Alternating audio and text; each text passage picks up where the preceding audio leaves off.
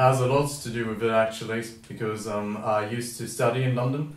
I went to London to culinary art school and became a chef basically for patisserie and for French cuisine. And while staying over there, I found my passion to drum and bass via joining a couple of events and going out, and found that these bass lines are extremely catchy. And as a man who was mostly into rock before and not into electronic music at all, I recognized the syncopated rhythms, and it sounded familiar to me, and it came to me on a very emotional level. And that's why I started with drum and bass in the beginning, or started to listen to drum and bass in the first place. Yeah, basically like rock in general, obviously, but from very old school stuff to even 70s, 60s, everything back in there, and also into a very modern perspective. I try to follow bands, small and big, that come from everywhere basically in the scene, and I've just got a passion for it. It's just the way I was introduced to music was by my brother. He's 12 years older, and he was the big rock fan, and he's a superb guitarist, and he basically gifted me his guitar when I became like, I don't know, 8 years old or something, or 10, somewhere around there. And it was this bond that I had with my brother, and that I have with my brother right now and still have, that that brought me into rock music, and this is what I listen to most of the times. Of course, I had my metal phase, as usual, listen to a bit of harder stuff, and what I always liked in some strange way is Goa trance. Like, this is the electronic music I listened to when I was little, and nobody really thought that this could be a thing somewhere again like now, but you now see these big Goa festivals also, which is also a passion of mine, like this trance sound now. So yeah, this is what I listen to, but basically bit of everything, I guess. There's beauty in everything. There's beauty in classic music, there's beauty in also in very pop music, in good singer-songwriter stuff, in good chanson, French music. I really don't have any borders, I guess. That's a funny question, because I started to produce drum and bass basically with the minute I started to DJ it. And when I came out from that, I was a music composer in general. Like, before I listened to drum and bass, I had a band. I was always like the lead producer in the first couple of years, afterwards a lead producer. And as my guitarists grew in technique and in melody forming, and they became also composer for the band. And for me, music always meant to be created. And I was not only a DJ from the very first start, I was also a producer, but I took baby steps, and I worked hard. I didn't go to uni, and I had a complete full-time job, and tried to adapt this music production thingy into it, but it didn't work out well, a couple of years. And just recently I switched my job, switched basically my life upside down. Now I'm in a very happy place, able to release stuff with you and with other labels, and be in a place where I could finally join the scene, like, properly. And it feels good, man. It feels really, really good. Well, MISO is a technical term for multiple input, single output.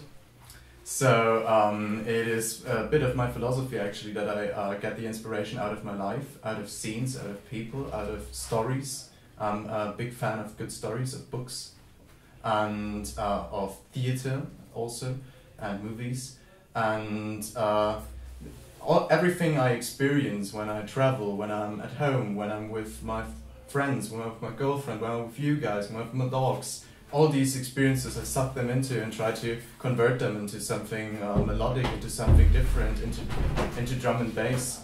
And this is my approach to it in some kind of way. It's a bit psychological and maybe sound a bit cheesy, but that's just the way I do it. It's like I try to put all these experiences together and try to create something new, some personal touch.